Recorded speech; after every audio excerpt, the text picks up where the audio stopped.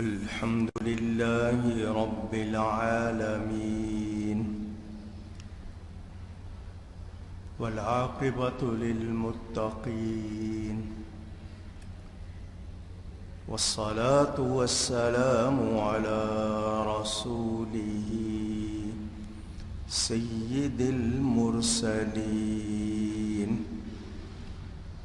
خاتم النبيين شفيع المذنبين سيد الأولين والآخرين سيدنا ومولانا محمد رسول رب العالمين وعلى آله وصحبه أجمعين. أما بعد فأعوذ بالله من الشيطان الرجيم. بسم الله الرحمن الرحيم.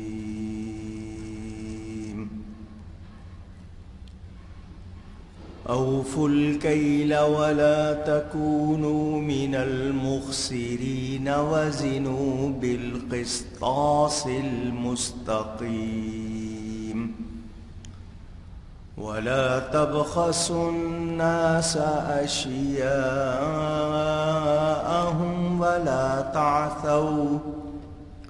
ولا تعثوا في الأرض مفسدين واتقوا الذي خلقكم والجبلة الأولين. صدق الله العلی العظیم. محبت کے ساتھ ایک مرتبہ دروشی پڑھ لیجئے. اللهم صل على سيدنا ومولانا محمد معدن الجود والكرم وآله وصحبه وبارك وسلم. الصلاة والسلام عليك يا رسول الله. الصلاة والسلام عليك يا حبيب الله. الصلاة والسلام عليك يا رحمة للعالمين وعلى آلك وأصحابك يا شفيع المذنبين.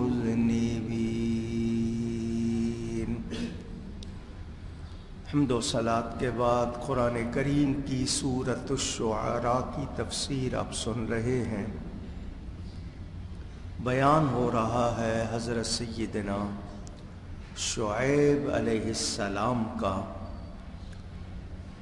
ان کی قوم ناپ تول میں گڑبڑ کرتی تھی. لینے کے وزن کا معاملہ اور دینے کے وزن کا معاملہ اور اسی طرح پیمائش ناپ میں حکم دیا گیا کہ ناپ پورا کرو اور گھٹانے والوں میں سے نہ ہو وہ اور سیدھی ترازو سے تولو اور لوگوں کی چیزیں کم کر کے نہ دو اور زمین میں فساد نہ پھیلاتے پھرو.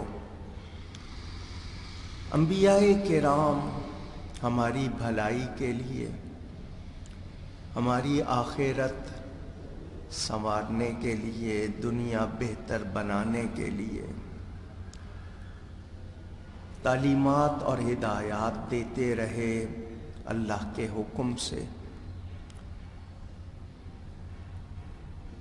غیر مسلم بھی ہو معاملات کے حوالے سے وہ بھی مکلف ہیں. انہیں بھی پابند کیا گیا اگرچہ ان پر عبادات شرعاً فرض نہیں، لیکن ڈکیتی کرنا، چوری کرنا، کم تولنا، کم ناپنا ان پر بھی حرام ہے۔ اور ان کے ہاں بھی قوانین دنیا میں اس حوالے سے ملتے ہیں۔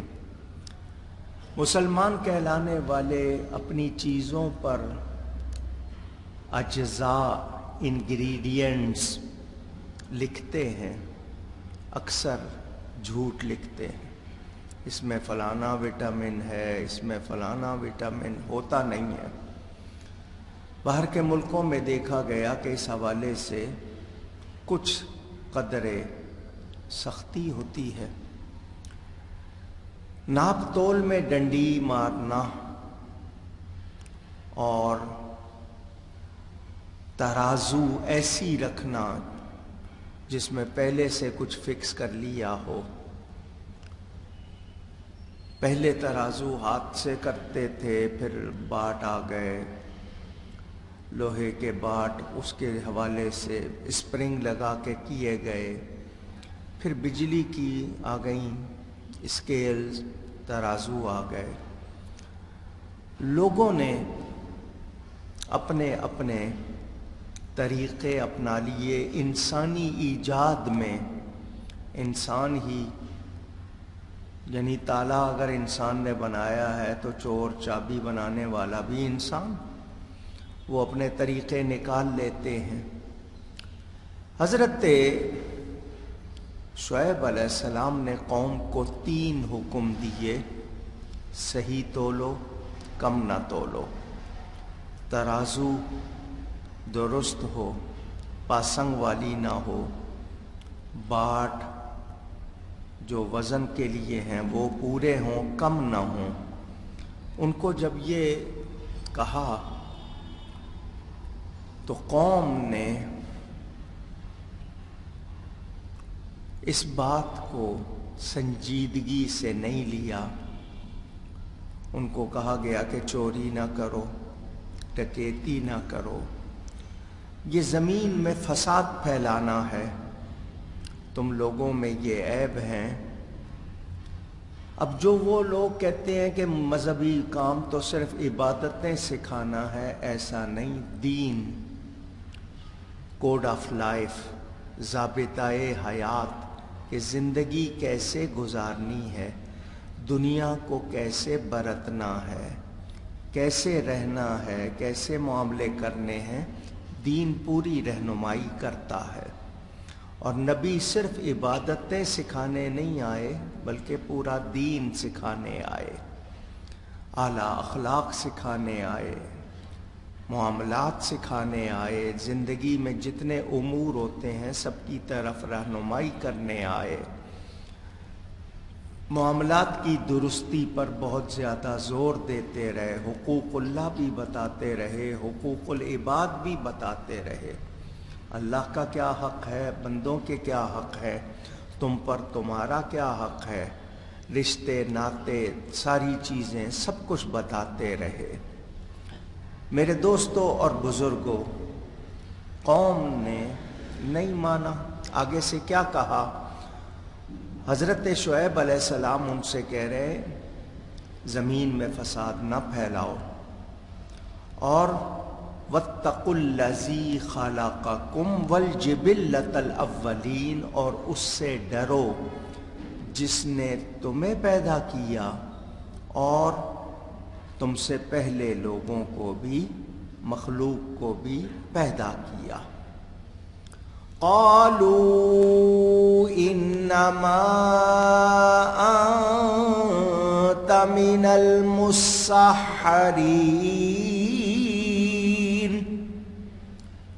قوم نے کہا، قوم کے لوگ بولے تم پر جادو ہو گیا ہے۔ وما انت الا بشر مثلنا وَإِن ظُنُّكَ لَمِنَ الْكَاذِبِينَ، تم تو نہیں مگر ہم جیسے آدمی، اور بے شک ہم تمہیں جھوٹا سمجھتے ہیں۔ قوم نے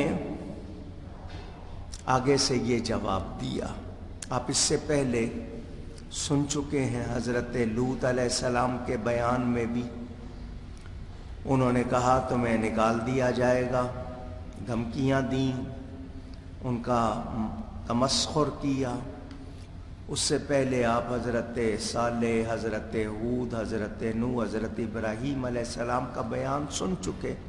اب حضرت شعیب علیہ السلام کی قوم کا بیان کہ انہوں نے بھی آگے سے نبی کے بارے میں بد کلامی کی، انہوں نے یہی تاثر دیا کہ ہم جو کچھ کر رہے ہیں وہ بالکل صحیح ہے، ہمیں کچھ کہنے کی ضرورت نہیں ہے، یہ جو تم ہمیں ڈرا رہے ہو اور بتا رہے ہو یہ غلط بات ہے۔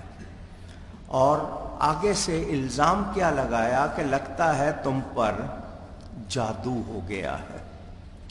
حضرت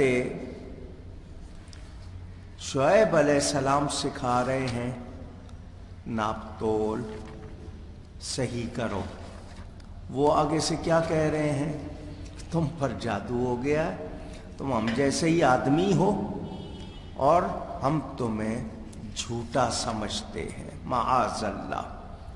میرے دوستوں اور بزرگوں، میں نے یہاں پر آپ کو دین کی بنیادی باتیں دوبارہ دہرانی ہیں۔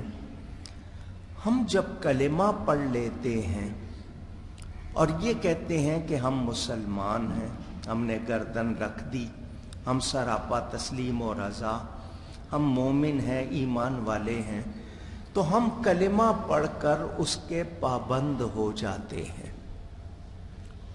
رولز اینڈ ریگولیشن، قواعد، ضوابط کسی بھی ادارے میں آپ جائیں وہ آپ کو سنا دیتے ہیں، بتا دیتے ہیں۔ دنیا میں ہم سب جگہ جائیں ان کی پابندی کرتے ہیں، مگر دین کے معاملے میں ہم پتہ نہیں کیوں اس کا خیال نہیں رکھتے۔ حضرت شعیب علیہ السلام بھی جو کچھ اپنی قوم کو بتا رہے ہیں، کسی قوم میں ایک برائی، کسی میں دو، کسی میں تین، کسی میں چار۔ ہم اگر آج مسلمان کہلانے والے دیکھیں، جھوٹ بولنا، ناپ تول میں گڑبڑ کرنا، دین کی باتوں کا مذاق بنانا، تمسخر کرنا، ان سے بہت دور رہنا، کوئی سنائے تو اس کو آگے سے گرما گرم سنا دینا کہ اپنی حدیث اپنے پاس رکھو، اپنی آیت اپنے پاس رکھو، بہت زیادہ نصیحت کرنے لگے ہو، یوں وہاں۔ ہم یہ ساری باتیں ہمارے ہاں معاشرے میں نظر آ رہی ہیں، تو ہم نے پھر کیا سیکھا؟ مسلمان کہلانے کے بعد ہم نے اپنی ذمہ داری کو، اس پابندی کو کیا کیا؟ ہم بھی وہی کر رہے ہیں۔ تو ایمان والے کہلا کر یہ کریں تو پھر ہم میں اور دوسروں میں فرق کیا رہ جائے گا؟ ہمارے پیارے نبی پاک صلی اللہ علیہ وسلم کے ارشادات کہ جو ملاوٹ کرے وہ ہم میں سے نہیں ہے، من غش فلیس منا، فلیس منا ہم میں سے نہیں ہے کا مطلب کیا کہ وہ ہم مسلمانوں میں سے نہیں ہے، ایمان والوں میں سے نہیں ہے، کیونکہ یہ حرکت ایمان والے کی نہیں ہونی چاہیے، مگر ہم پرواہ نہیں کر رہے، ہم دھیان نہیں دے رہے، ہم وہی حرکتیں کر رہے ہیں۔ اور پھر فسادی ہونا، کیونکہ ہمارے معاملات اگر درست نہ ہوں تو معاشرے میں خرابی پھیلتی ہے، لوگوں میں برکت نہیں رہے گی، حلال غذا نہیں جائے گی تو مزاج درست نہیں رہیں گے، منہ سے باتیں غلط نکلیں گی، نتیجہ کیا ہوگا؟ خرابیاں، لڑائیاں، دشمنیاں، نفرتیں، برکت کا، خوشی کا کوئی تصور نہیں ہوگا۔ تو ہم کہتے ہیں بندش ہو گئی، بندش نہیں ہوئی ہے، یہ ہمارے اپنے اعمال ہیں، ہم اپنی غذا کو حلال نہیں بنا رہے، ہماری کمائی کیسی ہونی چاہیے، ہمیں کیا کرنا چاہیے، ہم پرواہ نہیں کر رہے۔ اب ہمارے ہاں एतमाद, भरोसा, रिलाय करना किसी पर। मुसलमान का आईना होता है। आप दुकानदार के पास जाए, वो कसमें उठा लेता है। हदीस शरीफ कहती है कसम उठाने से माल बिक जाएगा, पैसे मिल जाएंगे, बरकत चली जाएगी। जहां बहुत ज़रूरी हो वो और बात है, लेकिन बात बात पर कसम उठाना, और वो झूठी कसम अगर उठाते हैं तो और ज़्यादा बुरा करते हैं। पहले तो कसम उठाना भी कोई ज़रूरी नहीं है माल बेचने के लिए, लेकिन झूठी कसम उठाना ये तो और ज़्यादा संगीन बात है, ज़्यादा सख्त बात है। नतीजा क्या होता है? कमाई हलाल नहीं रहती, बरकत से खाली होती है। जो ले रहा है माल, उसकी जेब में पैसा सही है, सही कमाया हुआ है, जायज़ कमाया हुआ है। नहीं होगा तो फिर आपका मिजाज भी, आपका ज़मीर भी, आपके अंदर हया का मादा भी नहीं रहेगा। क्यों? कि ये कुदरत का निज़ाम है, आप इससे लड़ नहीं सकते, आपकी ताकत नहीं है, आपको मानना है, आपके भले के लिए है। मौलाना साहब अगर हम सही नाप तोल करें तो फिर तो कमाई नहीं होती। पेट्रोल के मीटर में फ़र्क, तराजू में फ़र्क, नापने के आलात में फ़र्क, देने में फ़र्क, लेबल और है, चीज़ और है। तो ये जितना कुछ हो रहा है, कमाई हलाल कहाँ है? जब हलाल नहीं है तो फिर असर भी सही नहीं है। ये बीमारियां क्यों हैं? ये परेशानियां क्यों हैं? पहले एक घर कम पैसों में भी पूरा घर खाता था, खुश रहता था, आज क्यों नहीं है? उस वक़्त 100 रुपए का नोट अगर कोई निकालता था तो 10 आदमी देखने वाले होते थे कि यार जरा दिखाना, बहुत दिनों से देखा नहीं है। आज 5000 रुपए का आपके यहाँ नोट है और उसकी कोई हैसियत नहीं है। क्यों ऐसा हो गया? ये हमारे अपने करतूत हैं, हमारे अपने आमाल और अफ़ाल है। ये हमारी हालतें हैं कि हमने खुद अपने आप से बरकत को, सच्चाई को, खूबी को, अच्छाई को दूर कर दिया है, जिसका नतीजा ये है कि अब हमारे यहाँ नफ़रतें हैं, मोहब्बतें नहीं हैं। मैंने आपको पहले भी बताया, राज मजदूर आज सैकड़ों रुपए लेते हैं, हजारों तक उनकी बातें गई हुई हैं, मगर उनके पास पैसा भी नहीं बचता और खुशी भी नहीं है। हालांकि 2 रुपए 3 रुपए मजदूरी थी तो खाते भी थे, बचाते भी थे। 100-150 तनख्वाह होती थी, पूरा महीना निकालते भी थे और बचा भी लेते थे। आज वो नहीं है, इसलिए कि हमने अपने मिजाज खराब कर लिए। ये जो लुक़मा मशकूक, शक वाला या गलत आपके हलक से नीचे उतरता है तो खून में शामिल होता है, वो अपना असर दिखाता है। आप कहेंगे मौलाना साहब ये तो किताबी बातें हैं। ये किताबी बातें नहीं, ये हकीकी बातें हैं। इंसान के अंदर ग़िज़ा की वजह से हया में, सोच में फ़र्क आता है। हराम खाने से क्यों मना किया? कि आपके अंदर से हया निकल जाएगी, और हम परवाह नहीं कर रहे। मुर्दा मुर्गियां हमारे यहाँ शादियों में, बल्कि सुनने में आया कि जी जिंदा लोगे तो ये भाव है, मुर्दा लोगे तो ये भाव है। खिला रहे हैं आपको, जो जानवर हलाल नहीं उनके गोश्त खिला रहे हैं आपको, और आप लोग खा रहे हैं। तो फिर मुझे बताएं, ज़मीर कैसे जिंदा रहेगा, ईमानी क़ुव्वत कैसे रहेगी? तो वो खराबियां जो पहली कौमों में थीं और उन पर इनकी वजह से अजाब आए, आज हम क्यों अपना रहे हैं उनको? अच्छा, डॉक्टर मना कर दे तो हलाल चीज छोड़ देते हैं सेहत के लिए।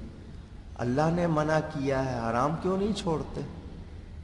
कोई पूछे कि डॉक्टर ज्यादा जिम्मेदार है, डॉक्टर का हक ज्यादा है या अल्लाह का हक ज्यादा है? कुरान कहता है अल्लाह और उसके रसूल का हक ज्यादा है कि उन्हें राजी करो, उन्हें राजी रखो, लेकिन हम ऐसा नहीं कर रहे। तो फिर सोचिए, ये जो सजदों में लज्जत नहीं आ रही, ये जो नेकी की तरफ दिल नहीं आ रहा, ये ग़िज़ाएं हैं। आपके यहाँ पानी आता है, صحیح آتا ہے نہیں آتا ہے؟ پہلے ایسا کبھی نہیں سنا تھا کہ جی بازار سے پانی خرید کر پینا ہے. بہت لوگ ہوتا تھا زیادہ سے زیادہ کچھ اگر تھوڑی سی اسمیل آ گئی، اس میں کوئی بو ہی آ گئی، ابال لیتے تھے، لیکن اس کی بھی نوبت نہیں ہوتی تھی. گورنمنٹ کی ذمہ داری تھی کہ آپ کو صاف پانی مہیا کریں. نلکوں میں پانی آتا تھا، دنیا وہی پیتی تھی.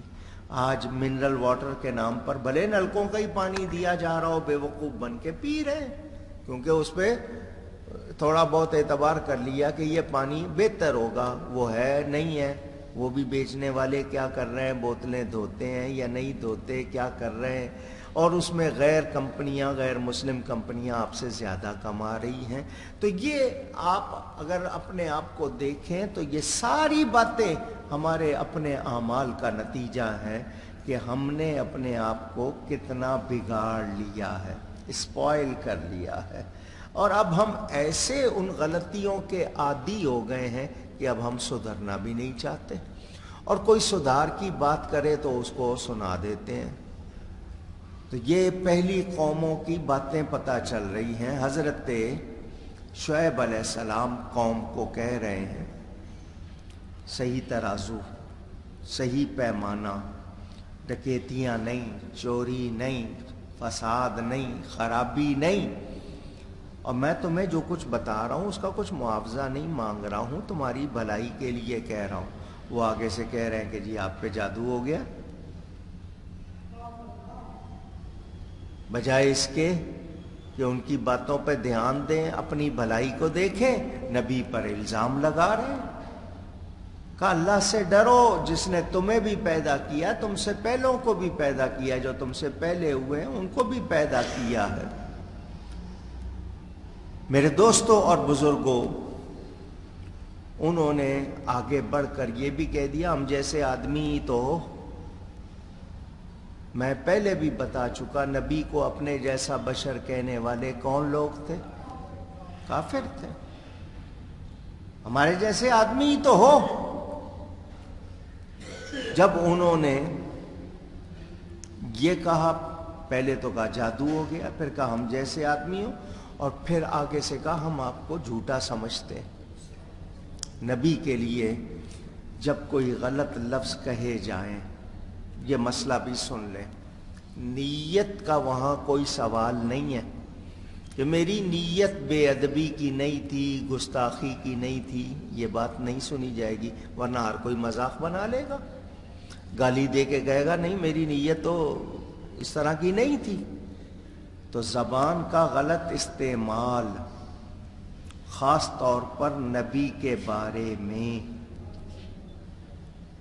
میری کتاب سفید و سیاہ پڑھ لیجئے گا اور یہ اچھی طرح ذہن نشین کر لیں کہ نبی ضرور بشر بن کر آئے، مگر وہ ہم جیسے بشر نہیں. جھوٹ کا تصور نبی کے ساتھ کیا جا سکتا نہیں.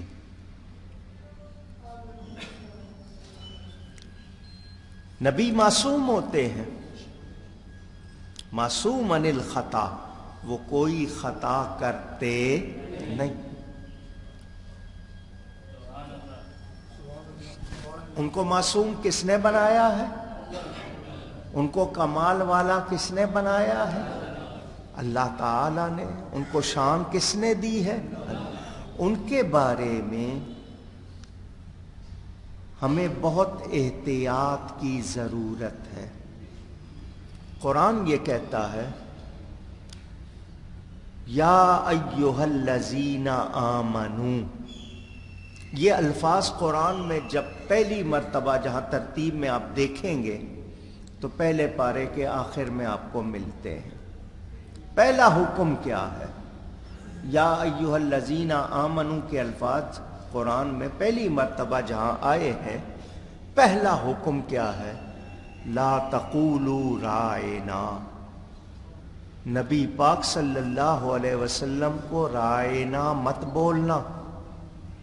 رائنا ایک لفظ یہودیوں کے ہاں گالی شمار ہوتا تھا. حالانکہ لفظی معنی ہے ہماری رعایت کیجیے۔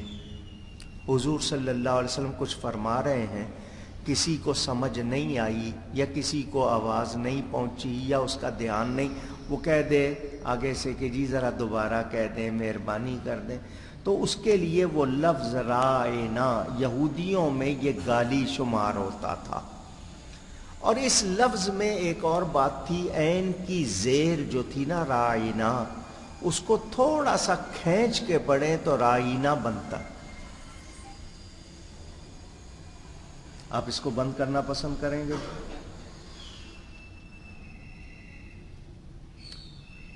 رائنا کہہ سکتے تھے، عین کو اس کی زیر کو کھینچ کے رائنا، اور رائی کہتے ہیں چرواہے کو، رائنا کا مطلب ہو جاتا ہمارا چرواہا۔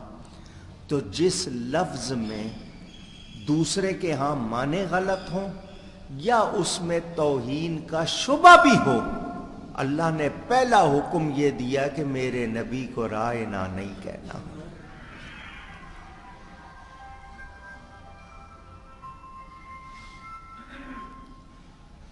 اللہ رحم کرے، اس ٹیلی فون کی بلا نے مسجدوں کا ادب بھی چھین لیا۔ دروشی پڑھ لیں ایک مرتبہ، اللہم صلی علی سیدنا محمد وبارک وسلم۔ حکم کیا ہے؟ رائنا نہیں کہنا، تو کیا کہنا ہے؟ وقول انظرنا، کہنا کیا ہے کہ اے نبی ہم پر نظر کرم کیجئے۔ کون سکھا رہا ہے؟ اللہ تعالی۔ اور پھر کیا کہا جا رہا ہے؟ واسمعوا، دھیان سے سنو، دھیان سے سنا کرو۔ تو ہم یہ جان لیں کہ اللہ کی طرف سے یہ حکم ہے کہ ایسا کوئی لفظ جس کے معنی اچھے نہ ہوں یا کسی کے ہاں وہ برا سمجھا جاتا ہو یا جس میں کسی طرح توہین کا شبہ ہو، وہ لفظ بھی نبی کے لیے بولا جا سکتا؟ اونچی گئی ہے۔ اور یہاں جادوگر کہے، کوئی جھوٹا کہے اور کوئی اپنے جیسا کہے، قرآن بتا رہا ہے۔ تو آج بھی اگر کوئی کہہ دے جی نہیں جی میرا تو نیت ایسی نہیں تھی، بے ادبی کی نیت نہیں تھی، تو گالی کو گالی ہی کہتے ہیں، گالی کو دعا نہیں کہتے۔ کوئی گالی دے کے کہے نہیں میں تو پیار سے کہہ رہا تھا، تو مان لیں گے؟ پوچھ رہا ہوں آپ سے، نہیں مانیں گے۔ عرف میں آپ کے ہاں کسی کے لیے رعایت نہیں ہے تو نبی کے لیے آپ کیوں بے احتیاطی کریں گے؟ تو جو نبی کے لیے بے احتیاطی، یہ تو علماء کا تمام کا اتفاق ہے کہ نیت نہیں دیکھی جائے گی، ورنہ ہر کوئی کہے گا میری نیت یہ نہیں تھی وہ نہیں تھی۔ اگر گستاخی والا ہلکا لفظ بولا ہے تو مجرم، اور نبی کے گستاخ کے لیے توبہ، وہ توبہ کرے، معافی اس کی قبول نہیں کی جا سکتی، سزا دی جائے گی۔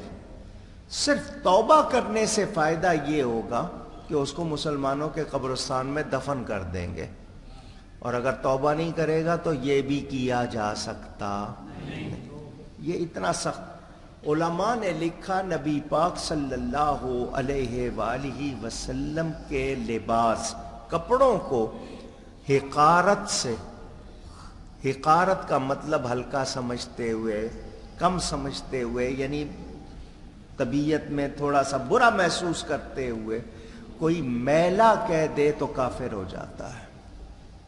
حقارت سے نبی کے کپڑوں کو میلا کہہ دے تو کافر ہو جاتا ہے۔ جوتی کو عربی میں نعل کہتے ہیں، جمع نعلین ہو گئی۔ یہ عربی کے لیے آپ کے ہاں یہ لفظ گھوڑے کی نال آپ کہتے ہیں، اپنے لیے آپ اردو میں تو جوتیاں ہی کہتے ہیں، یا جو بھی آپ نے چپل، سینڈل، بوٹ یہ وغیرہ نام رکھے ہوئے، شوز رکھا ہوا ہے، عربی میں نعل کہتے ہیں۔ تصغیر اس کو چھوٹا کر کے نعیل، نعل کو کیا کہنا؟ نعیل۔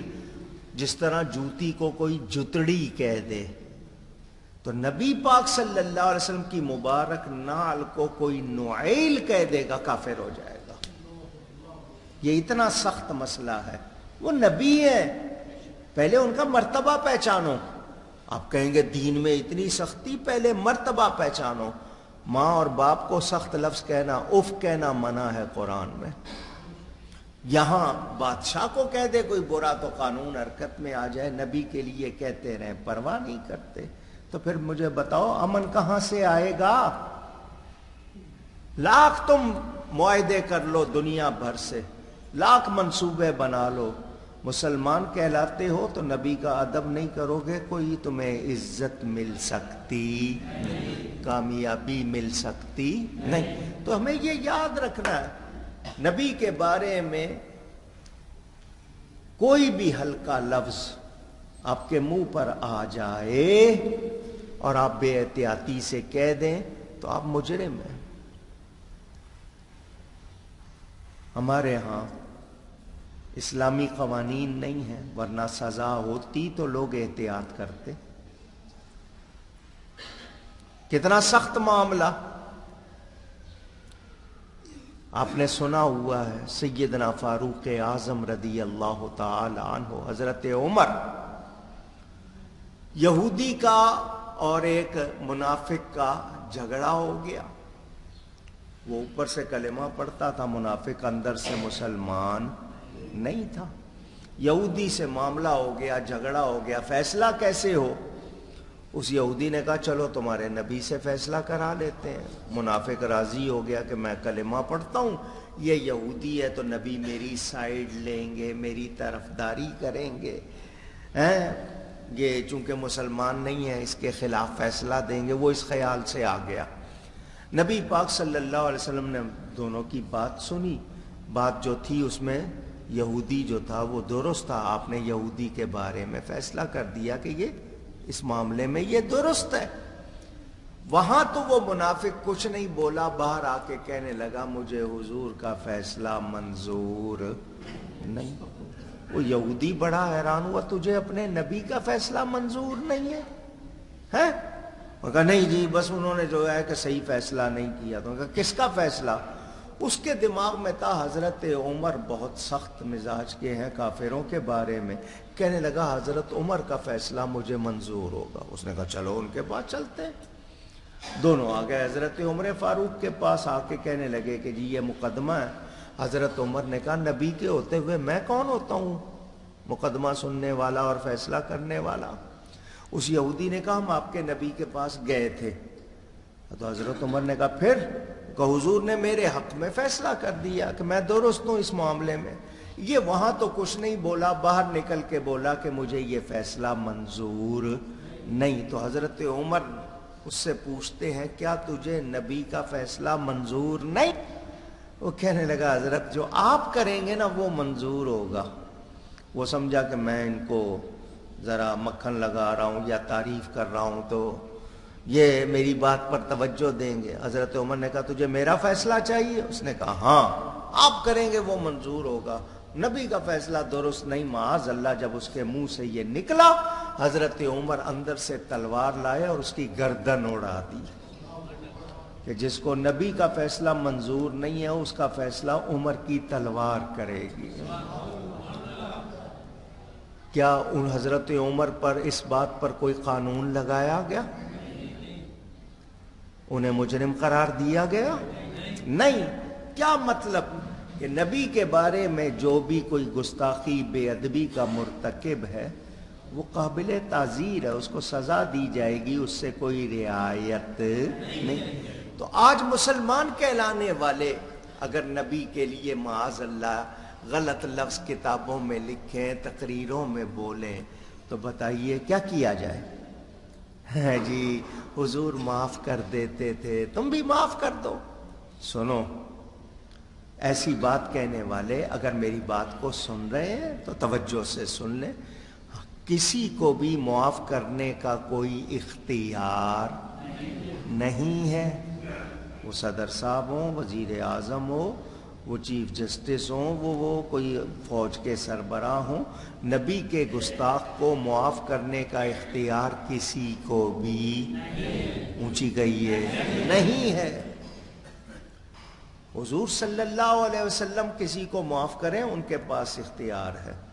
اللہ تعالیٰ قادر و قدیر ہے. لیکن کسی کو اختیار نہیں دیا گیا، کسی امت کے بڑے عالم کو، کسی مفتی کو، کسی امام کو کوئی معاف نہیں کر سکتا۔ مجرم ہو نبی کا اور امتی معاف کر دے؟ سمجھانے کے لیے کہوں، ایک شخص نے چیف جسٹس جو آپ کے سب سے بڑے جج کہلاتے ہیں ان کے بارے میں کوئی غلط بات کر دی، تو جو سپریم کورٹ میں جو چپڑاسی ہو، جو پیون ہو، وہ معاف کر دے گا؟ پوچھ رہا ہوں۔ وہ کہتے جاؤ میں نے معاف کیا، مانا جائے گا؟ اونچی چیف جسٹس کے بارے میں اس کے اپنے آفس کا چپڑاسی فیصلہ نہیں کر سکتا، اور ساری کائنات سے افضل ہستی کا فیصلہ ہم کہاں سے کر سکتے ہیں؟ ہمیں کہاں سے اختیار ہے؟ تو یہ جو معاملے اس طرح کیا جائے نا کہ نہیں جی نبی کے گستاخ کو معاف کر دو، رہا کر دو، یہ کر دو، وہ کر دو، تو پھر بلائیں آتی ہے، پھر آپ کی معیشت خراب ہوتی ہے، پھر حالات بگڑتے ہیں، پھر امن نہیں رہتا، پھر برکت نہیں رہتی، پھر عزت نہیں ملتی۔ تو ہم یاد کر لیں یہ پہلی قوموں کے حال، کافر کہتے رہے، ایمان والوں نے کبھی کہا ایسا؟ اونچی۔ اچھا، حاجیوں کو، عمرہ کرنے والوں کو بتایا جاتا ہے کہ مکہ جو حدود حرم ہے وہاں پر آپ فلاں کیڑا فلاں چیز مار نہیں سکتے، شکار نہیں کر سکتے، کسی کو مار نہیں سکتے، مگر گستاخ رسول کعبے کے غلاف کے اندر چھپا ہو اس کے لیے بھی حکم ہے اس کو قتل کر دیا جائے۔ یہ فیصلے دین کے ہیں، اس میں اگر کوئی دخل دے گا تو نہ اس کی دنیا رہے گی نہ آخرت رہے گی۔ شاید لوگ سمجھتے ہیں وقت گزر ہی رہا ہے نا، چلتا رہے گا، نہ، دنیا میں ہی فیصلے ہوتے ہیں، اور پھر قبر اور حشر کی منزل دور نہیں ہے۔ اس معاملے میں کوئی لچک، رعایت، فلیکسیبلٹی کہتے ہیں دکھائے، نہ، یہاں ایمانی غیرت کا مظاہرہ کرنا ہے۔ اور وہ لوگ جو ادب سے وابستہ ہیں انہی کو عزت ملتی ہے۔ میں اس حوالے سے یہی کہوں گا، اپنے بچوں کو بھی سکھائیں، عورتوں کو بھی سکھائیں کہ وہ ٹی وی اور انٹرنیٹ پر نہ جائیں بلکہ دین کو سمجھیں۔ بزرگوں کا ادب بچوں کو نہیں سکھائیں گے تو آپ کی پھر وہ آپ بڑے ہو کر آپ کو بھی کوئی اہمیت نہیں دیں گے۔ اور نبی پاک صلی اللہ علیہ وسلم کا معاملہ تو بہت نازک ہے، بہت نازک ہے، بہت نازک ہے۔ ہمیں یہ کہا گیا کہ کوئی عورت پارسا ہو اور آپ اس پر برائی کا الزام لگا دیں کہ نہیں یہ تو برا کام کرتی ہے، آپ نے دیکھا نہیں، آپ کو یقین بھی نہیں، آپ کو معلومات بھی نہیں، اور آپ کہہ دیں، آپ کی ایک روایت کے مطابق 40 سال، دوسری روایت کے مطابق 100 سال کی عبادت ضائع ہو جاتی ہے، صرف کسی پر جھوٹا الزام لگانے سے، اس طرح کی برائی کا الزام کسی پہ لگانے سے، اور پتہ نہیں ہے، معلوماتوں صحیح طرح پھر کہنا اور بات ہے، ایسے ہی نہیں جی میں جانتا ہوں جی، اور جانتے ہیں نہیں، تو کہہ دیں اپنی عبادت برباد کر لیتے ہیں۔ یہ جو میں آپ کو بار بار کہتا ہوں کہ مسجد میں آ کر اپنا فون سائلنٹ کر لیا کرو یا آف کر لیا کرو۔ آپ جاؤ نا کسی بادشاہ سے ملنے، وہ ٹیلی فون پہلے بار لے کے رکھ لیتے ہیں، وہاں آپ بڑے آرام سے دے دیتے ہو، یہاں رب سے ملنے آئے ہو ٹیلی فون بجا رہے ہو۔ مسجد میں موسیقی کی آواز بجے، آپ گناہگار ہو رہے ہیں، کتنے گناہگار ہو رہے ہیں میں اس کا آپ کو اندازہ نہیں بتا سکتا۔ وہ آپ سے بج رہا ہے اور آپ پرواہ نہیں کر رہے، آپ اپنے نامہ اعمال میں گناہوں کا بوجھ بڑھا رہے ہو۔ پہلے کم ہے کیا کہ ہم اور بڑھائیں؟ مسجد میں دنیا کی باتیں نہیں کرنی چاہیے، ہم کر رہے ہیں۔ ہم مسجد میں آ کر نہیں سمجھ رہے کہ یہ مقام کیا ہے، اس کا تقدس کیا ہے، بھول گئے۔ نتیجہ کیا ہوا؟ ہمارے حال ہمارے سامنے ہے۔ ورنہ مسجد میں آ کے بندہ نماز پڑھ کے جائے، اس کے اندر روحانیت ہو، اس کے مزاج میں بھلائی ہو، آج نہیں ہے۔ کیوں؟ کہ ہم میں وہ بات، اور ایک دل سے سجدہ کر کے تو دیکھو، سچا سجدہ کر کے تو دیکھو، بیڑا پار ہوتا ہے یا نہیں ہوتا۔ اللہ کو پکارنا، نبی کو پکارنا، پیاروں کو پکارنا، ہم لوگ محض شاید زبان سے پکارتے ہیں، دل سے پکارتے نہیں، نتیجہ بھی نہیں آتا پھر۔ تو ہمیں اپنے حالت کو دیکھنا چاہیے۔ اللہ والوں کے بارے میں آپ میری نہیں چلے، مجھے چھوڑے، میں تو کوئی چیز ہی نہیں ہوں۔ بڑے بڑے علماء کی سارے جتنے بھی مکاتب فکر ہیں ان کی کتابیں پڑھ لیں، اس میں بھی لکھا ہوا عالم دین۔ کون؟ دین کا سچا عالم، عقیدہ بھی صحیح ہو، عالم بھی صحیح ہو، اس کی توہین دین کی توہین ہے، اس کی توہین دین کی توہین ہے۔ اس کو غلط کہنا، اس کے بارے میں بد کلامی، یہ دین کے بارے میں، کیونکہ اس کی عزت دین کی وجہ سے ہے، اور یہ آپ کو کفر تک لے جاتی ہے۔ ایک عالم، سچے عالم کی۔ اور لحوم الاولیاء مسمومۃ، اولیاء کے گوشت زہریلے ہوتے ہیں، کوئی ان کو کاٹے تو پھر وہ بچتا۔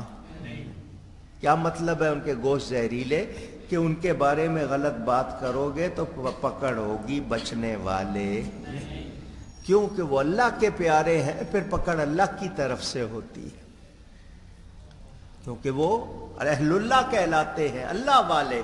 تو ہمیں احتیاط چاہیے۔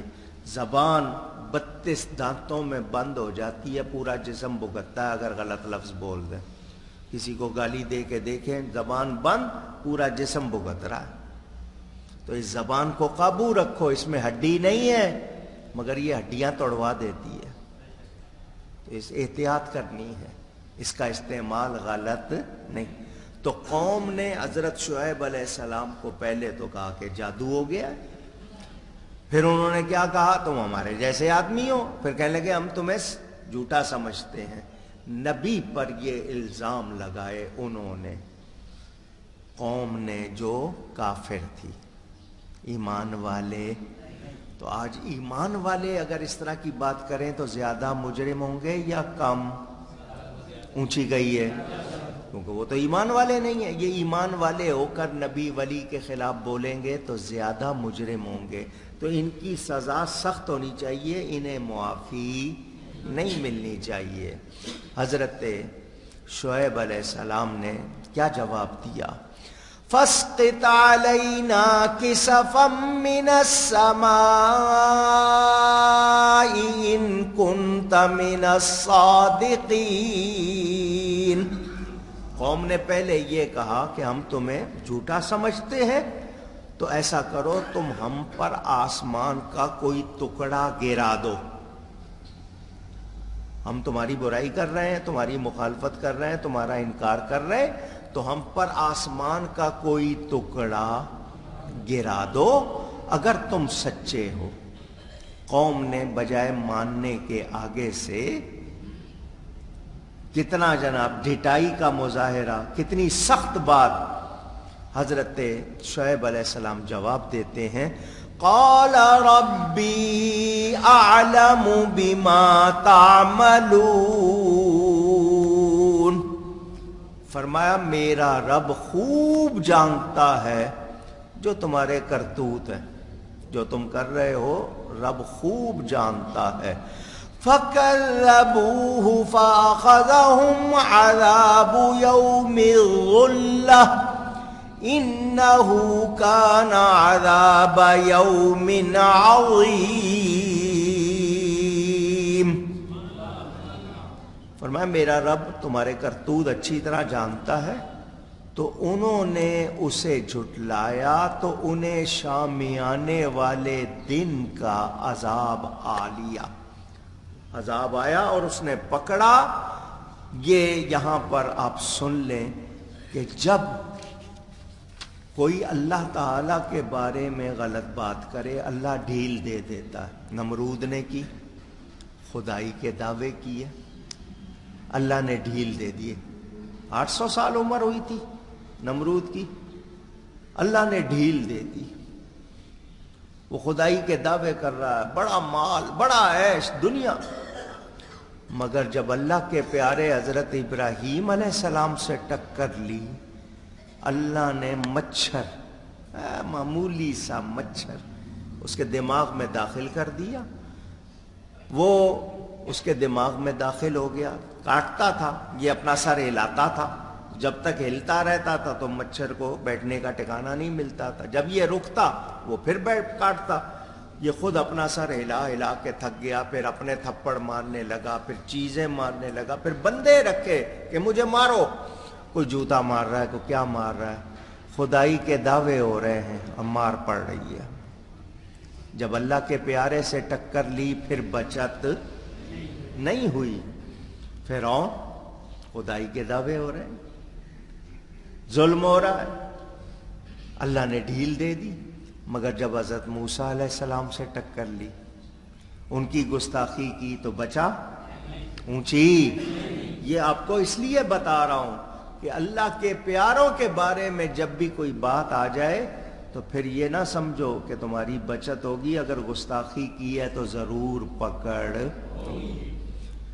قوم شعیب کہتے ہیں نا حد سے گزرنا، ڈھیٹ، ہٹ درم، ضدی، انہوں نے جب اپنے آپ کو بہت زیادہ سرکش کر لیا تو 7 دن اور رات، پورا ہفتہ دن اور رات سخت گرمی ان پر مسلط کر دی گئی، بہت گرمی، یہاں تک کہ ان کے جو چشمے تھے، کنویں تھے، ان کا پانی بھی گرم ہو گیا، گرمی سے ان کا دم گھٹنے لگا۔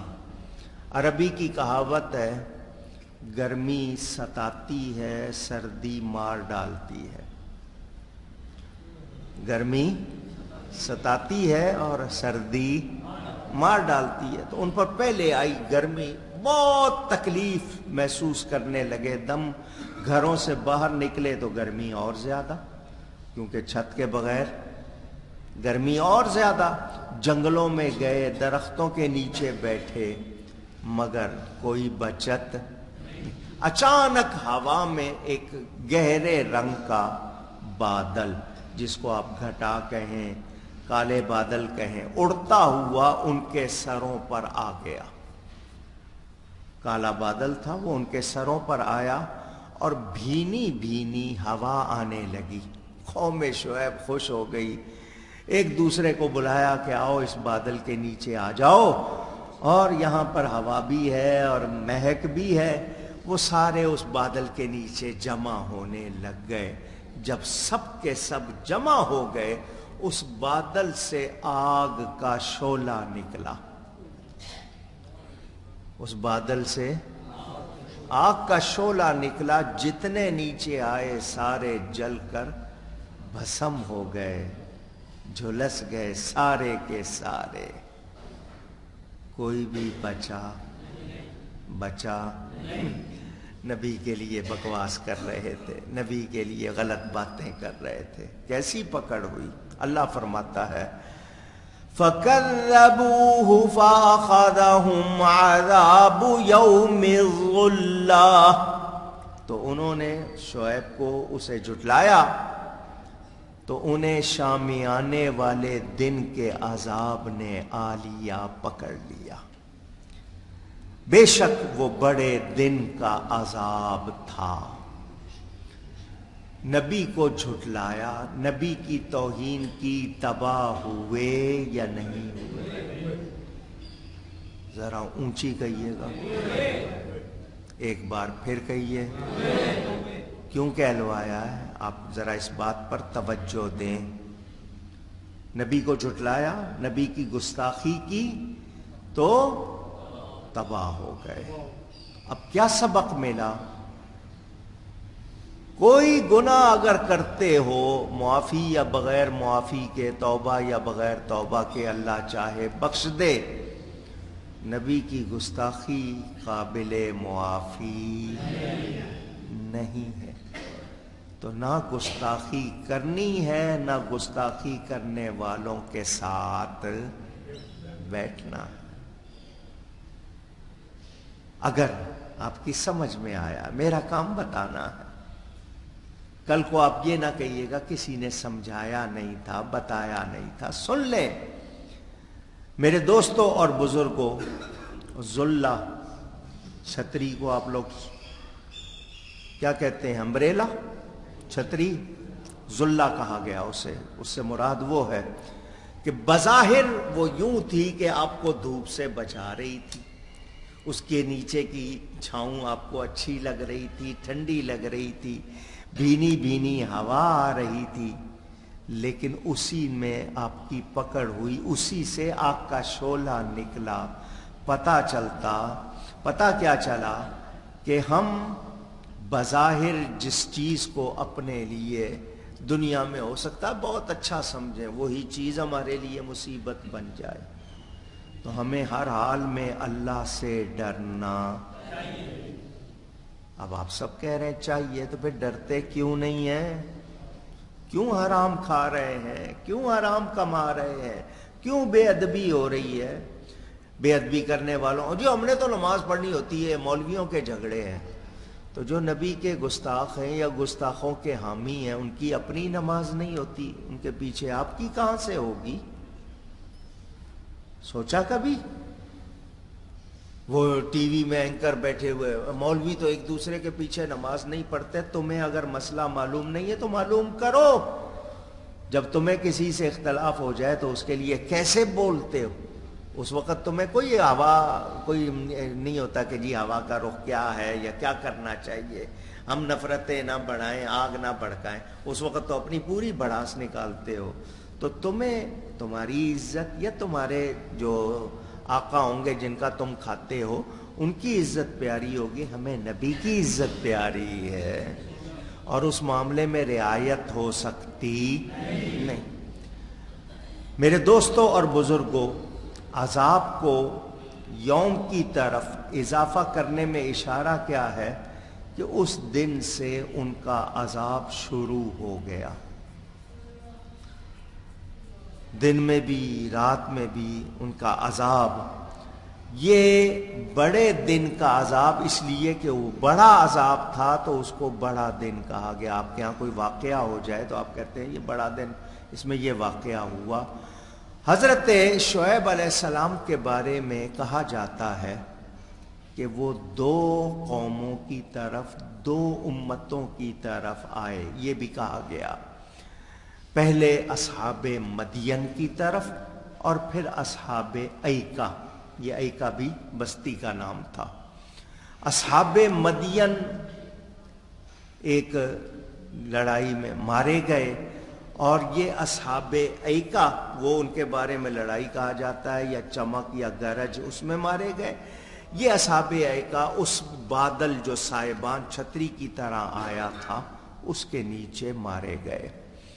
حضرت ابن عباس رضی اللہ تعالی عنہما، میرے پیارے نبی پاک صلی اللہ علیہ وسلم کے چچا زاد بھائی، حضور صلی اللہ علیہ وسلم ان کے لیے دعا فرماتے ہیں، یا اللہ ان کو کتاب کا علم عطا فرما۔ ان کے سینے پہ ہاتھ پھیرا، سب سے پہلی تفسیر ان کی ہے مشہور۔ تو وہ فرماتے ہیں جو بیان کرے کہ عذاب یوم الذلہ کیا تھا تو وہ گویا اس کی تکذیب کرتا ہے۔ ان کی مراد یہ کہ اس وقت وہ تمام برباد ہو گئے، تباہ ہو گئے، پھر اس کی خبر کون دیتا؟ ان میں سے تو بچا کوئی نہیں، ان میں سے تو کوئی رہا نہیں کہ بتاتا کہ کیا آیا تھا۔ تو انسانی خبر اس معاملے میں نہیں، قرآن نے جو خبر دی ہے، جو نبی نے خبر دی ہے اس کے مطابق بتا رہے ہیں۔ اللہ نے بتایا کہ انہیں شام آنے والے دن کے عذاب نے آ لیا۔ تو اب ہمارے پاس حضرت ابراہیم، حضرت نوح، حضرت ہود، حضرت صالح، حضرت شعیب علیہ السلام کا سارا بیان ہم نے سن کر کیا نتیجہ نکالنا ہے کہ جس قوم نے بھی نبی کی تکذیب کی، نبی کو جھٹلایا، ایمان نہیں لائے، نبی کے خلاف باتیں کی، نبی کی گستاخی کی، نبی کو تمسخر کیا، وہ سارے برباد ہوئے، وہ سارے برباد ہوئے۔ اللہ تعالیٰ فرماتا ہے ان فی ذالک لآیہ، بے شک اس میں ضرور نشانی ہے۔ تو سمجھدار وہی ہے جو سن کر سیکھے، اپنے آپ کو اس غلطی میں مبتلا نہ کرے۔ وَمَا كَانَ أَكْثَرُهُم مُؤْمِنِينَ، اور ان میں بہت مسلمان نہیں تھے۔ حضرت شعیب علیہ السلام پر ایمان لانے والے بہت کم، باقی سارے جو تھے وہ مسلمان نہیں تھے۔ وَإِنَّ رَبَّكَ لَهُوَ الْعَزِيزُ الرَّحِيمُ، اور بے شک تمہارا رب ہی عزت والا مہربان ہے۔ وَإِنَّهُ لَتَنزِيلُ رَبِّ الْعَالَمِينَ، اور بے شک یہ قرآن رب العالمین نے اتارا ہے، اس کا اتارا ہوا ہے، کسی انسان کا کلام۔ ادھر ادھر کوئی دھیان نہ کر لینا میرے دوستوں اور بزرگوں۔ خلاصہ پھر پیش کروں، نبی کو اپنے جیسا بشر کہنا، نبی کی گستاخی کرنا، بے ادبی کرنا کافروں کا طریقہ۔ کس کا طریقہ؟ کافروں کا طریقہ۔ یہ جو کچھ ہمارے پاس ہے، آنکھ، کان، ناک، پورا جسم، اس میں جو صلاحیتیں ہیں یہ کس نے دی ہیں؟ اللہ نے دی ہے۔ تو جیسا اللہ کہے ویسا ہی ان کا استعمال ہونا۔ اللہ نے دی ہے تو اللہ نے استعمال بھی بتا دیا۔ اب اللہ کا بتایا ہوا چھوڑ کر اپنے طریقے نکالیں گے تو بتائیے پھر ہم سے غلطیاں ہوں گی یا نہیں؟ تو اس پہ ہم توبہ کر لیں، اللہ نے ہمارے لیے توبہ رکھی ہے۔ توبہ نہیں کریں گے تو پھر ہم سے نعمتیں چھنتی ہیں اور یا پھر ہمیں اس کی جگہ سزا ملتی ہے۔ آپ نے یہ بھی سن لیا، انبیاء پر بدگمانی، برا گمان کرنا کفر ہے۔ کسی اور بندے کے بارے میں بدگمانی کی ہے، اس پہ بھی گناہ گار ہوتے ہیں غلط گمان کرنے پہ، لیکن وہ اتنا سخت معاملہ نہیں ہے۔ نبی کے بارے میں بدگمانی کہیے گا کفر ہے، بندے کو کافر بنا دیتی ہے۔ یہاں ایک بات پھر آپ کو سنا دوں، علماء اسلام، اسلام کے عالم، دین کے عالم سچے کسی کو کافر بناتے نہیں ہیں، کسی کو کافر بناتے نہیں۔ جی فلانے نے کافر کہہ دیا، کافر بناتے نہیں ہیں۔ کوئی کفر کرے تو اس کا کفر بتاتے ہیں، کافر بناتے نہیں۔ کسی کا کفر ہو تو بتاتے ہیں کہ تیرے سے یہ غلطی ہوئی ہے، تو بتانا کیا جرم ہے؟ اونچی تو مولویوں پہ یہ کہنا کہ یہ تو جناب کفر کافر بنا دیتے ہیں، ایسی کوئی بات نہیں ہے۔ اور انبیاء کے معاملے میں آپ لوگ سنتے رہتے ہیں، نبی کی عزت تعظیم ہم پر لازم۔ قرآن کیا کہتا ہے؟ انا ارسلناک شاہدا ومبشرا ونذیرا لتؤمنوا به وتعزروه وتوقروه۔ اللہ نے کہا ہم نے بھیجا ہے اپنے حبیب کو مبشر نذیر بنا کر، سنو تم نے کیا کرنا ہے، یہ شاہد ہیں، مبشر ہیں، نذیر ہیں، تم نے ان پر ایمان لانا ہے اور اس کے بعد کیا کرنا ہے، وَتُعَزِّرُوهُ وَتُوَقِّرُوهُ وَتُسَبِّحُوهُ بُكْرَةً وَأَصِيلًا۔ قرآن کی آیت پڑھ رہا ہوں، اللہ نے تسبیح کا ذکر بعد میں کیا ہے، نبی کی تعظیم کا ذکر پہلے کیا ہے۔ ایمان لاتے ہی پہلی چیز لازم کیا ہے؟ نبی کی تعظیم۔ کیا ہے؟ عبادت اسی کی قبول ہوگی جو نبی کی تعظیم کرتا ہے۔ شیطان کی لاکھوں برس کی عبادت کیوں قبول نہیں ہوئی؟ کہ اس نے نبی کی تعظیم نہیں کی۔ تو جو تعظیم نہیں کرتا وہ شیطان بن جاتا ہے۔ تو ہمیں نبی کے معاملے میں بہت احتیاط کرنی ہے، ان پر بدگمانی بھی نہیں۔ آپس میں ہمارے بعض گمان گناہ ہوتے ہیں، بعض کفر ہوتے ہیں، تو نبی پر بدگمانی یہ کفر ہے۔ اور بعض ظن، بعض گمان فرض ہوتے ہیں ہمارے، اس کی تفصیل جب کبھی آئے گی۔ تو میرے دوستوں اور بزرگوں، نبوت اتنا بڑا منصب ہے، اتنا بڑا درجہ ہے کہ ہم لاکھوں برس نماز پڑھیں، اربوں خربوں روپیہ خیرات کر دیں، سینکڑوں حج کر لیں، ہم تب بھی نبی کی خاک کو نہیں پہنچ سکتے۔ برابر ہونا یا مثل ہونا تو دور کی بات، غیر صحابی کے درجے کو نہیں پہنچ سکتا، تو غیر نبی نبی کے درجے کو کیسے پہنچے گا؟ اس معاملے کو لوگ نہیں سمجھتے۔ وہ نبی کے بارے میں صرف یہ کہتے ہیں جی کلمہ پڑھنا ہے ان کا، بس یہ نہیں سمجھتے کہ ان کی تعظیم لازمی ہے، اس میں کوئی بھی رعایت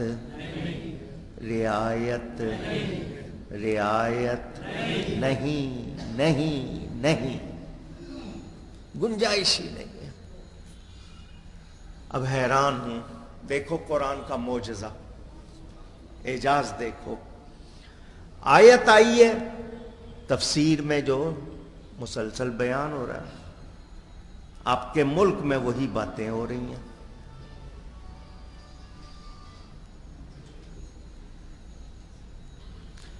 گیٹ پہ جو بھی کھڑا ہے نا، اس کو یاد دلائیں کہ جو اندر آئیں ان کو کہیں فون بند کر کے آئیں، اور جو مسجد میں جان بوجھ کر فون بجائے، اللہ کرے اس کا فون چوری ہو جائے۔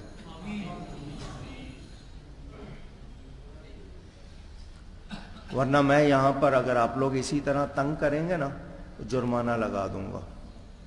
جس کا فون بجے گا وہ 500 روپیہ مسجد کو دے گا اسی وقت، کیونکہ اس کے بغیر آپ لوگ نہیں سیکھنا چاہتے۔ خدا کے لیے، آپ کے بھلے کے لیے کہہ رہا ہوں، ادب کریں، مسجد کا ادب کریں۔ درود شریف پڑھیں، مرتبہ اللہم صلی علی سیدنا مولانا محمد وعلی آلہ وصحبہ وبارک وسلم۔ آپ کے ملک کے حالات دیکھ لیں۔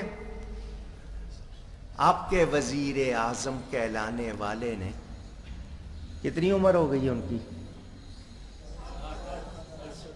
65 سال کے قریب ہو گئی ہے۔ 62 سال میں تو شادی کی تھی اس نے، تیسری۔ 65 سال کے قریب ان کی عمر ہونے والی ہے۔ 65 سال میں اس کی زبان کہیں اور نہیں پھسلی، جتنی مرتبہ پھسلی ہے نبی کے ذکر پہ پھسلی ہے۔ میں اپنی طرف سے نہیں کہہ رہا، آپ کے پاس یوٹیوب میں سارا ریکارڈ موجود ہے۔ جب کبھی اس نے نبی کے حوالے سے بات کی ہے، اس کی زبان کیوں پھسلتی ہے؟ کسی اور کے ذکر پہ کیوں نہیں پھسلتی؟ کبھی نبی کے لیے اس نے پاگل کا لفظ کہہ دیا، اب اس نے نیا لفظ ذلیل کہہ دیا، معاذ اللہ۔ نبی کے لیے ذلیل کا لفظ کہہ گیا وہ، اور اس پر کوئی توبہ نہیں ہے، کوئی معافی نہیں ہے۔ اس نے کہہ دیا۔ اس کے چیلے آگے سے کہہ رہے ہیں نہیں، اس کی نیت یہ نہیں تھی، وہ نہیں تھی۔ حالانکہ خود جنرل اسمبلی میں دنیا کو سمجھا رہے تھے کہ نبی کی عزت کرو، تو خود کیوں نہیں کرتے؟ خود مثال بنو نا۔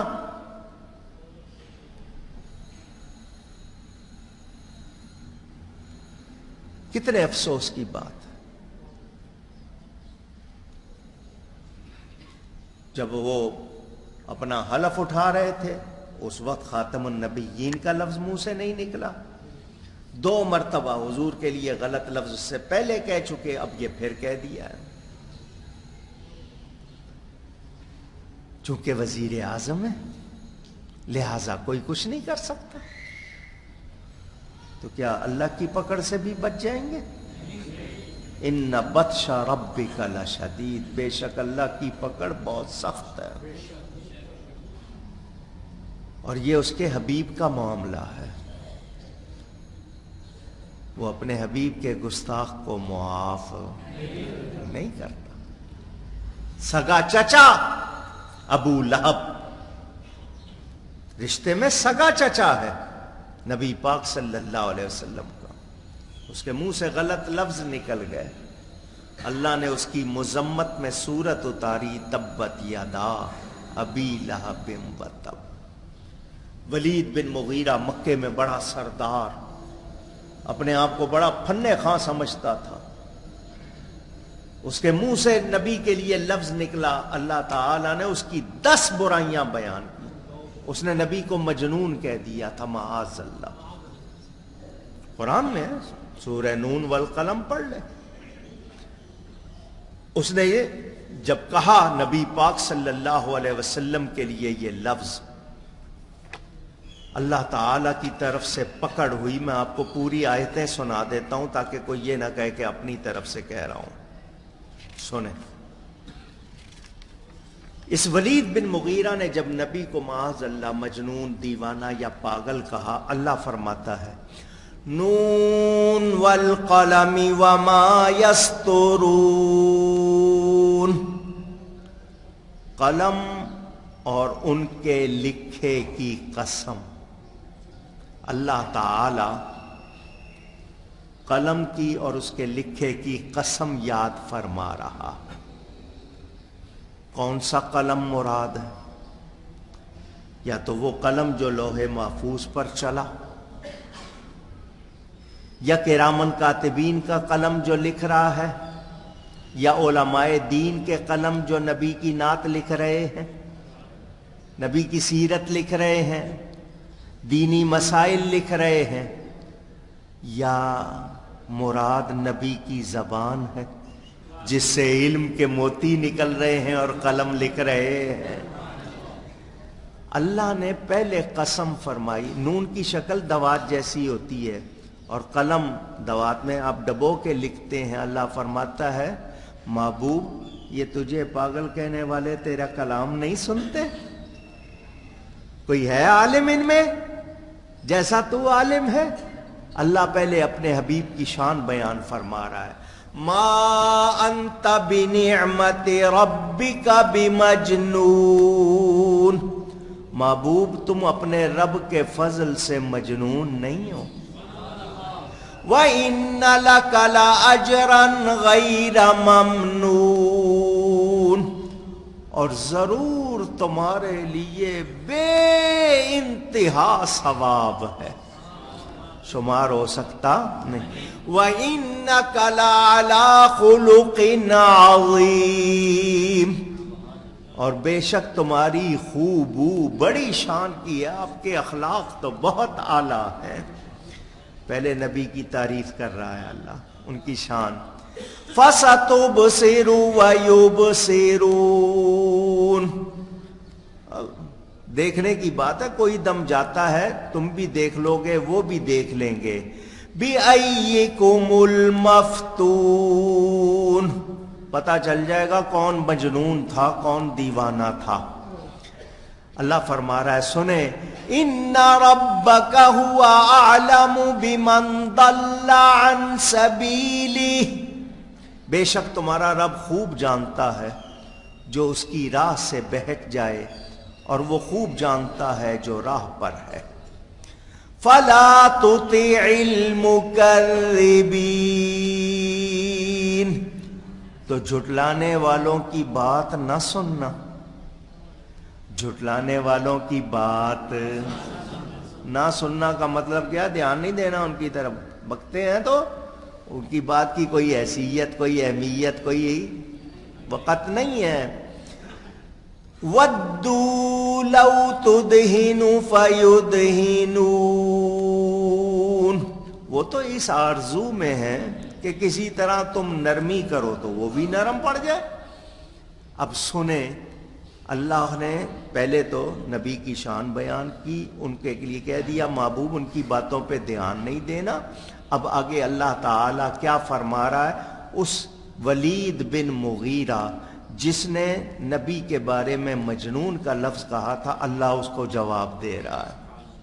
پہلی بات، وَلَا تُطِعْ كُلَّ حَلَّافٍ مَّهِينٍ، اور ہر ایسے کی بات نہ سننا جو بڑا قسمیں کھانے والا ہو۔ ہمازٍ مشاء بنمیم، الگ الگ کر کے پڑھا میں نے، ذلیل، بہت تانے دینے والا، اور ادھر کی ادھر لگانے والا، مناع للخیر معتد اثیم۔ پہلی بات، جھوٹی قسمیں، بڑی قسمیں کھانے والا، ذلیل، تانے دینے والا، ادھر کی ادھر لگانے پھرنے والا۔ کیا کہتے ہیں آپ کے یہاں؟ بی جما لو، کیا کہتے ہیں؟ کوئی ایسا ہی لفظ کہتے ہیں نا، ادھر کی ادھر لگانے والا۔ اور پھر اللہ فرما رہا ہے بھلائی سے بڑا روکنے والا، گناہگار، عتل بعد ذلک زنیم۔ قرآن پڑھ رہا ہوں، سورہ نون والقلم 29واں پارہ ہے، جا کے گھر میں دیکھ لینا۔ یہ جو آخری آیت میں نے پڑھی ہے، عتل بعد ذلک زنیم، اللہ فرماتا ہے وہ بھلائی سے بڑا روکنے والا، گناہگار، درست خو، سخت مزاج کا ہے، اور اس پر ترا یہ کہ اصلی باپ کا نہیں ہے۔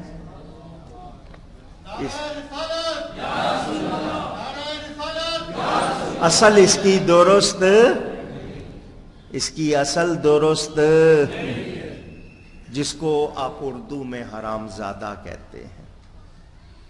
جب اس نے یہ باتیں سنی، ڈنڈا اس کے ہاتھ میں تھا، گھر گیا، اپنی ماں سے جا کے کہنے لگا کہ محمد صلی اللہ علیہ وسلم کے رب نے میری 10 برائیاں بیان کی ہیں، 9 مجھ میں ہیں، میں جانتا ہوں وہ بالکل صحیح ہے، 10ویں کا تعلق تجھ سے ہے، بتا میں کون ہوں، کس کا بیٹا ہوں؟ ماں نے کہا جس کی 9 درست ہیں اس کی 10ویں بھی درست ہے۔ یہاں سے علماء امت نے مسئلہ نکالا، جو نبی کے بارے میں غلط لفظ کہتا ہے اس کی اصل میں خرابی ہوتی ہے، کوئی نہ کوئی رگ گڑبڑ ہوتی ہے، حرام کا اثر جاتا۔ سمجھ آئی ہے بات؟ بڑا نازک مسئلہ ہے۔ وہ کافر کرتے تھے، آج مسلمان کہلانے والے کریں۔ کچھ لوگوں نے کتابوں میں لکھ دیا، کچھ تقریروں میں کرتے ہیں، اور سیاست و دان تو آپ کو پتہ ہے سارے کے سارے کتنے بڑے جاہل ہیں، وہ آپ کو اندازہ ہے، کوئی لحاظ ہی نہیں ہے ان کو زبان کا۔ وہ ایک وزیر نے کہا تھا جب تک دینی مدرسے ختم نہیں ہوں گے امن نہیں ہوگا، مار کھا لی نا کل اس نے۔ دین کے خلاف باتیں کریں گے تو کیا عزت ملے گی؟ حالانکہ جو کچھ کہتے ہیں جی مولوی لڑتے، یہ جو کل لڑے تھے مولوی تھے؟ ڈاکٹر کو تم بہت زیادہ تعلیم یافتہ، وکیل کو بہت تعلیم یافتہ کہتے، دونوں لڑے ہیں نا، دنیا کو دکھا دیا ہے کہ پڑھے لکھے کتنے تمہارے تہذیب یافتہ ہیں، دیکھ لیا نا، پوری دنیا کو دکھا دیا۔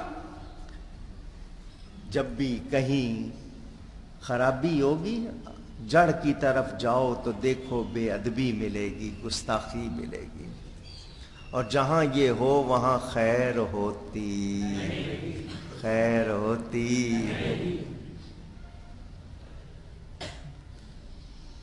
میں پوچھنا چاہتا ہوں، زیادہ پرانی بات نہیں ہے، زیادہ پرانی بات، ممتاز قادری کون تھا؟ پوچھ رہا ہوں آپ سے، سپاہی؟ حوالدار تھا؟ کانسٹیبل؟ کہیں نام بھی ہوتا ہے کہیں ریکارڈ میں؟ کانسٹیبل رہا، زیادہ سے زیادہ ہیڈ کانسٹیبل ہو گیا، بہت زیادہ مدت مل گئی، ایسائی بن گیا، چھٹی، ذکر بھی نہیں ہوتا کہیں، پوچھتا بھی نہیں کوئی، اس کے اپنے ساتھی بھی شاید اس کو نہ پہچانے کچھ عرصے بعد۔ یہ ممتاز قادری پوری دنیا میں کیوں مشہور ہو گیا ہے؟ پاکستان کی تاریخ میں اتنا بڑا جنازہ کسی کا، 8-9 میل کلومیٹر تک اس کا جنازہ۔ میں اسی رات سفر سے بیرون ملک سے آیا تھا، صبح اس کا جنازہ تھا، بہت تھکا ہوا تھا، جلسہ کر کے رات کو جب واپس آیا میں نے کہا بھی صبح جنازہ ہے، پڑھانے نہیں پڑھنے جانا ہے۔ سب سے مہنگی ٹکٹ میں لے کے گیا، باقی سب کو تو سستی مل گئی، آخر وقت میں مجھے سب سے مہنگی ٹکٹ ملی، میں لے کے گیا۔ وہاں جا کے دیکھا تو ہزاروں علماء تھے، بڑے بڑے پیر اور علماء، جنازہ پڑھانے نہیں پڑھنے آئے ہوئے تھے۔ وہ اتنی عزت سے گیا، اس کا مقصد کو ناموری نہیں تھا، اس نے دکھاوے کے لیے نہیں کیا تھا، اس نے سچے جذبے سے کیا۔ گورنمنٹ نے فیصلہ کیا پھانسی دے دو، رب نے فیصلہ کیا ساری دنیا جنازے میں بھیج دو۔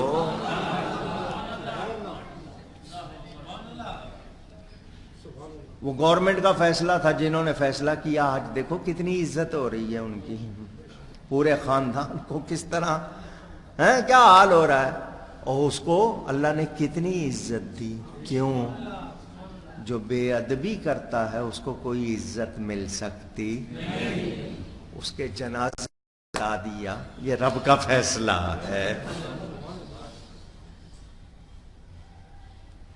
میرے دوستوں اور بزرگوں، نبی کے بارے میں غلط لفظ اگر کہا ہے تو توبہ کیوں نہیں کرتے، معافی کیوں نہیں چاہتے؟ صفائیاں پیش کر رہے ہیں، عذر گناہ بدتر از گناہ، گناہ کی وجہ پیش کرنا یہ تو بڑا گناہ ہوتا ہے۔ میں نے اس لیے گناہ کیا، تو نے کیا ہے، توبہ کر، معافی چاہ، باقی جو علماء فیصلہ کریں گے تیرے بارے میں وہ ہوگا۔ لیکن نہیں جی، آگے سے اس کے جتنے وزیر ہیں سارے کہہ رہے ہیں نہیں مقصد یہ نہیں تھا، یوں نہیں تھا، تو ٹھیک ہے، تم بھی جو کہتے ہیں نا گستاخ کی حمایت کرتا ہے وہ بھی پھر اسی کھاتے میں جاتا ہے۔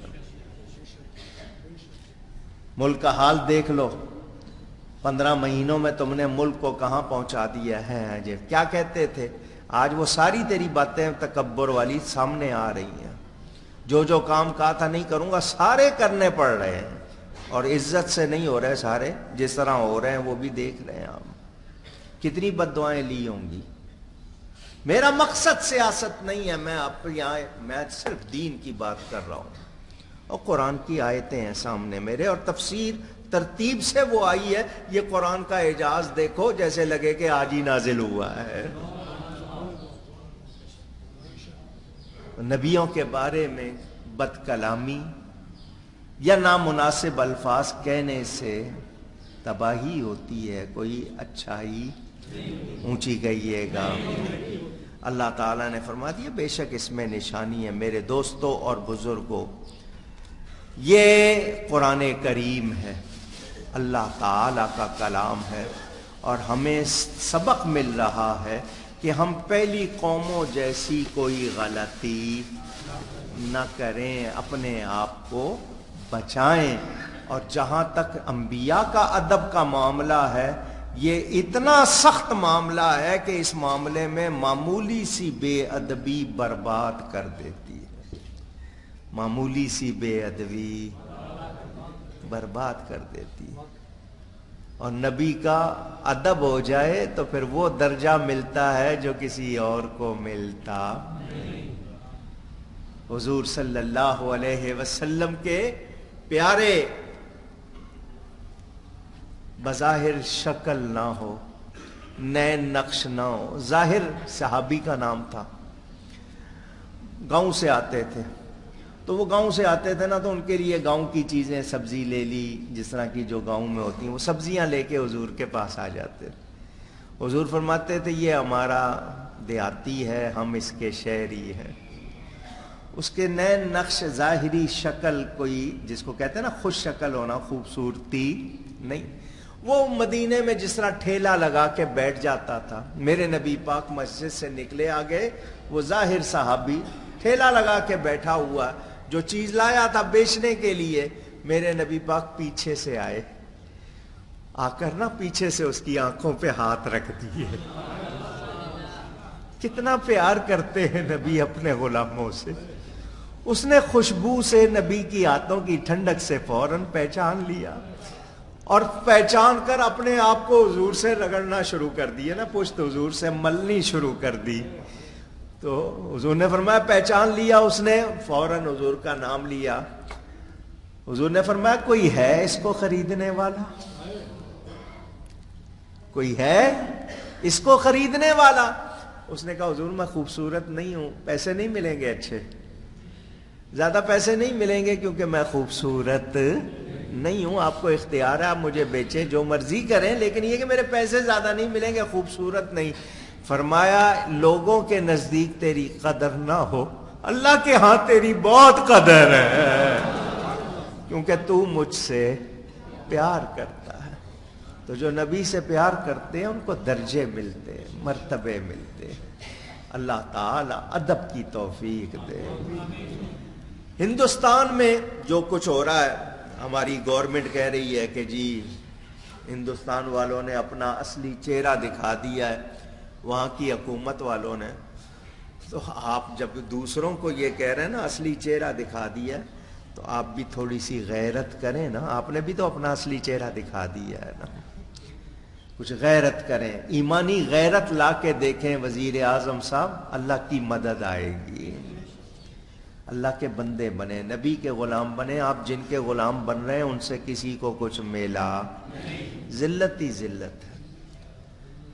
اگر آج بھی آپ تو سچی توبہ کر کے نبی پاک کے غلام اور واقعی ریاست مدینہ کی بات کرتے ہیں تو ریاست مدینہ کے معاملے میں سچے ہو جائیں. کیونکہ مدینہ آپ ننگے سر جاتے ہیں اور سکھوں کے ہاں جا کے ان کا پٹکا باندھ لیتے ہیں. آپ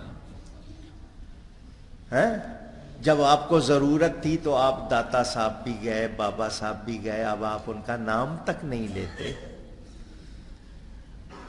سوچیں، آپ ہمارے ملک کے اس وقت بڑے بنے ہوئے ہیں، تو آپ یہ سوچ لیں کہ اگر آپ نے نبی پاک صلی اللہ علیہ وسلم، اللہ کے پیاروں کے بارے میں بے احتیاطی کی تو آپ کے حصے میں کوئی عزت، کوئی کامیابی نہیں آئے گی.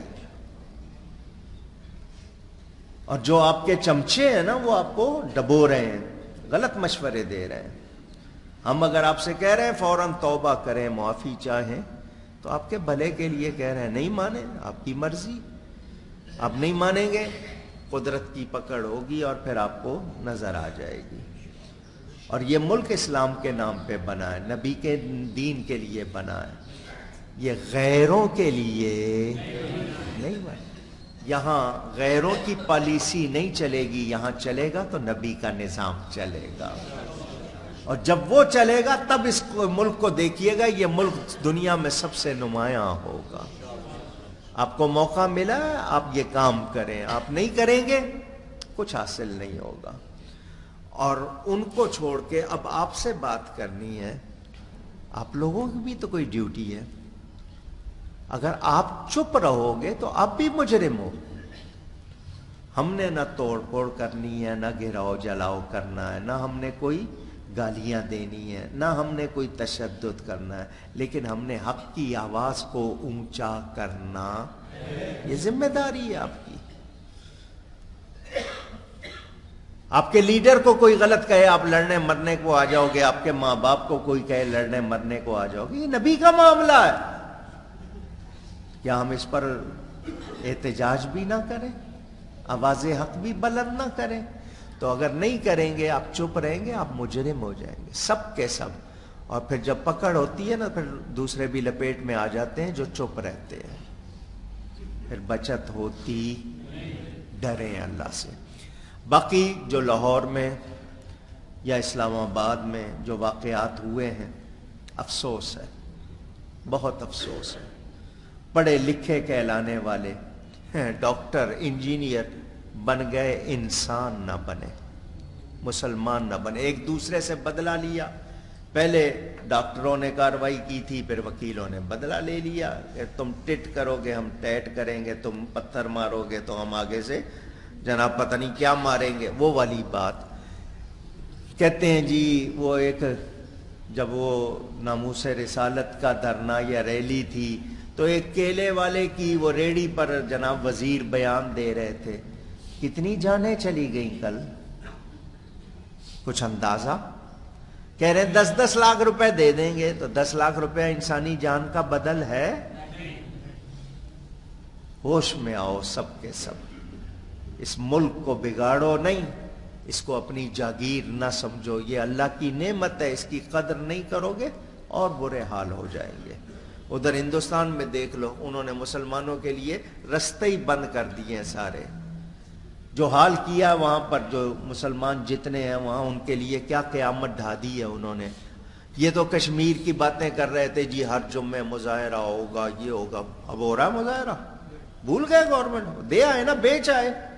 ایسے ہی دکھاوے کو شور کر رہے تھے. نہ فوج نے کچھ کیا، نہ عوام نے کیا، نہ ہم نے مطالبے کیے، کچھ نہیں. آج وہ ہو رہے ہیں، کل خدا نخواستہ ہم پر کوئی مسلط ہو گیا تو پھر دوسرے خاموش رہیں گے. حالانکہ مسلمان سارے مل کر ایک جسم کی طرح ہیں. جسم کے کسی حصے میں تکلیف پہنچے پورا جسم درد محسوس کرتا ہے. حدیث شریف ہے. تو ہمیں اپنے مسلمان بھائیوں کا درد ہونا چاہیے. اللہ تعالی کشمیری بھائیوں کو بھی آزادی عطا فرمائے اور ہم سب کو غیرت ایمانی عطا فرمائے. اور ہمیں ان لوگوں سے جو بے ادبی گستاخی کر رہے ہیں، توبہ نہیں کر رہے، اللہ ہمیں ان سے بچائے. گفتگو میں کوئی غلطی ہوئی ہو اللہ کی بارگاہ میں توبہ کرتا ہوں. وآخر دعوانا ان الحمد للہ رب العالمین. میں پھر ایک مرتبہ آپ سب کو یہی کہوں گا، ہندوستان میں جو ظلم ڈھایا جا رہا ہے مسلمانوں پر، شہریت ایمان کے ساتھ وابستہ کر دی گئی ہے کہ مسلمانوں کو نہیں ملے گی، ان کو عہدے نہیں ملیں گے، ان کے آگے حقوق نہیں ملیں گے. جس طرح پہلے حال تھا پھر وہی حال ہو جائے گا مسلمانوں کا. ادھر کوئی آواز اٹھانے والا نہیں ہے. جتنے مسلمان ملک ہے کوئی پاکستان کو ووٹ نہیں دیتا، انڈیا کو دیتے ہیں کیونکہ ان کے ساتھ تجارت ہے، ان سے پیسے کا لین دین، ان سے معاملات ہیں، ان کے لوگ ان کے ہاں آ کے کام کر رہے ہیں. تو وہ آپ کا ساتھ نہیں دے رہے تو ہمارا پر کیا حال ہوا؟ ہم نے نبی کا دامن چھوڑا تو کوئی بھی پھر اب ہماری طرف توجہ کرتا. یہی ہونا تھا نا، سب طرف سے ہمیں دھتکارا جا رہا ہے. تو یہ انڈیا میں جو مسلمان ہیں ان کے لیے بھی ہم یہی کہیں گے، اللہ تعالیٰ ان کی حفاظت فرمائے، ان کی مدد فرمائے. کشمیر فلسطین میں مسلمانوں کو اللہ آزادی عطا فرمائے اور یہ یہود و ہنود کے ظلم سے ان کو بچائے. مفتی شبیر حسن صاحب رضوی جامعہ روناہی انڈیا میں ایک علاقہ ہے، اس کے مدرسے کے بڑے عالم تھے، انتقال کر گئے ہیں. آج ہی ان کا جنازہ، اللہ تعالیٰ ان کی مغفرت فرمائے. ہمارے سید شفقت صاحب جو جنریٹر کا کام کرتے ہیں محمود آباد والے، ان کے بھائی سید زاہد شاہ صاحب وہ بھی انتقال کر گئے، اللہ ان کی بھی مغفرت فرمائے. 5 بچیاں چھوٹی چھوٹی ان کی، اللہ تعالیٰ ان کے لیے آسانی فرمائے. میرے دوستوں اور بزرگوں، دین ہمیں پناہ دیتا ہے. ہمیں اگر واقعی دنیا و آخرت میں عذاب سے بچنا ہے تو دین کے دامن میں آنا پڑے گا. اللہ ہم سب کو توفیق دے کہ ہم اس بات کی اہمیت کو سمجھیں. ہمارا ایمان سب سے بڑی نعمت ہے اور ہمیں اس کی قدر کرنی.